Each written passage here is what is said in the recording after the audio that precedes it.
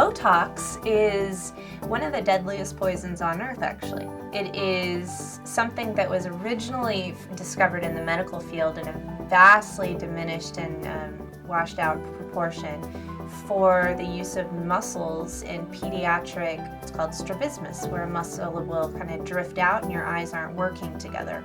The Botox was injected into the muscle so that it stopped working as strongly and the eyes were able to look straight ahead. Later it was used for people that have spasms on the side of their face, and by putting the Botox in, it actually temporarily paralyzes the muscle that has been moving.